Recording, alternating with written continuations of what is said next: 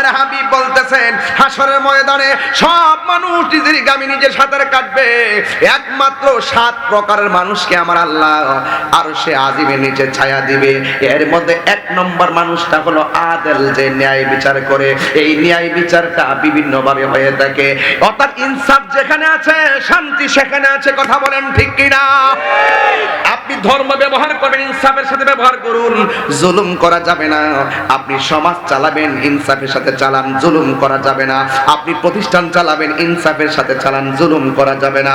এই জন্য আল্লাহর হাবিব বলেন যারা আদল ন্যায় বিচারক, এই ন্যায় বিচারকদেরকে আমার আল্লাহ রাব্বুল আলামিন আরশে আজিমের নিচে ছায়া দিবে। এখন প্রশ্ন হলো হুজুর 2 নম্বর কারা? 2 নম্বর হলো যারা আল্লাহ রাস্তায় দান করে, as-সাখিয়ু হাবিবুল্লাহ, যারা আল্লাহ রাস্তায় দান করে। দানশীল ব্যক্তিরা হলো আল্লাহর বন্ধু। এই বন্ধুদের জন্য আমার আল্লাহ আরশে আজিমের কাফেলার ব্যবস্থা রেখে দিয়েছে। 3 নম্বর হলো, অনেক গুরুত্বপূর্ণ এই জায়গাটা, 3 নম্বর হলো যারা জিকির শুনলে মনটা পাগল হয়ে যায়। কিরে ছেলেরা, জিকির শুনলে ভালো লাগে কি লাগে না? আরে বাবা, আমি তো জিকির করি, আমার প্রেম নিয়ে জিকির করি। আরে শরীরে, আরে ফল খাইলে গায়ে বল হয়, জিকির করলে কলব তাজা হয়। কথা বলেন। গিজাউল কালবে জিকরুল্লাহ, কলবের খাদ্য হলো আল্লাহর জিকির। যে যারে চিনে হে তারে কিনে। আমি আমার বাপ নিয়ে জিকির করি, তোর বাপের কি? হিন্দু মুসলমান হবে। হিন্দু মুসলমান হবে। নোটারি আছে, এফিডেভিট আছে, আপনি একটু দেখেন অরিজিনালটা আজকে দেখে করেন, পড়েন একটু পড়েন, একটু জেট পড়েন, এলাকার থাকলে চিনে কিনা। এই যুবক ভাইরা আমার, জিকির করলে কলবের ময়লা থাকে না, পরিষ্কার হয়। আর জুড়ে বলেন, কলবের ময়লা থাকে না, পরিষ্কার হয়। আমাদের কলবে গুনাহ আছে না নাই? লিকুল্লি শাইইন সিকালা ওয়া সিকালাতুল কুলুবি যিকরুল্লাহ। প্রত্যেকটা জিনিস পরিষ্কার করার রেট আছে। কলবের ময়লা পরিষ্কার করার যন্ত্র হলো আমার আল্লাহ পাকের জিকির। কথা কোন ঠিক কিনা? আল্লাহ বলছেন ফাযকুরুনি আযকুরুকুম ওয়াশকুরুনি ওয়ালা তাকফুরুন। আল্লাহ বলছেন তোমরা যদি আমি আল্লাহকে স্মরণ করো, আমিও তোমাদেরকে স্মরণ করব। আমরা আল্লাহকে স্মরণ করি নামাজের মাধ্যমে, আমরা আল্লাহকে স্মরণ করি রোজার মাধ্যমে, আমরা আল্লাহকে স্মরণ করি যাকাতের মাধ্যমে, আমরা আল্লাহকে স্মরণ করি হজের মাধ্যমে, আমরা আল্লাহকে স্মরণ করি এই হজ যাকাতের মাধ্যমে। কিন্তু আল্লাহ রাব্বুল আলামিন আমাদেরকে কেমনে স্মরণ করবেন? আযকুরুকুম আইবির রাহমাতি ওয়াল মাগফিরা। আমরা আল্লাহকে স্মরণ করব ইবাদতের দ্বারা, আল্লাহ আমরারে স্মরণ করবে গুনাহ মাফের দ্বারা। আমাদের গুনাহ আছে না নাই? আছে।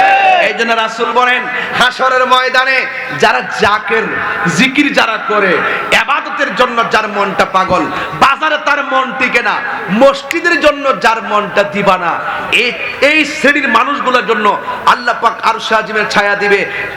অবাস্তব নয়, সেটা বাস্তব কথা। আমার দেশের অনেক মানুষ মসজিদে গেলে বারবার গড়ির কাটা দিকে তাকায়া ইমাম সাহেবকে তাড়াতাড়ি কেমন দেওয়ালেন ছুটু বিরাসুর আড়া হইলেন। আর বাজারে যায় যে ঘন্টার পর ঘন্টা আড্ডা মারে, গড়ির কাটার দিকে চায় না। অথচ আমার নবী বলছেন পৃথিবীতে সবচাইতে নিকৃষ্ট জায়গা হলো বাজার, আর সবচাইতে উত্তম জায়গা হলো আল্লাহর ঘর মসজিদ। মনে বড় কষ্ট লাগে এই মসজিদ। হ্যাঁ হ্যাঁ, একজনে লেখছে আজান দেওয়ার জন্য, কই জানে কি লেখছে এটা? আজান শুনতেছে হুজুর উত্তরদাবাসী আপনার আজান শুনতেছে, হাদিয়া এনেছো?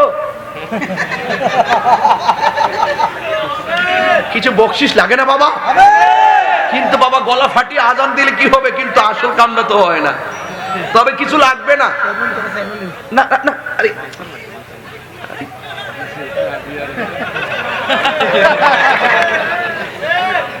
we are two brothers.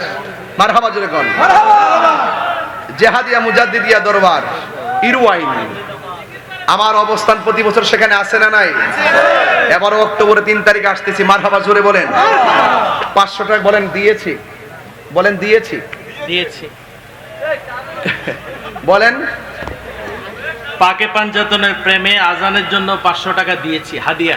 পাকে পাঞ্জাতনের মহব্বতে আপনার হাদিয়া সুন্নত হিসাবে নিয়েছি।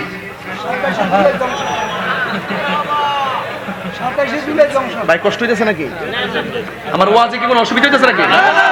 মানে কোনো বেজাল লাগলে কয়েন যে এই লাইনে ওয়াজ করে আরেক লাইনে ওয়াজ করে, আমি কিন্তু লাইন ঠাস করে ঘুরে যাব। মনে করেন যে ক্যান্টনমেন্ট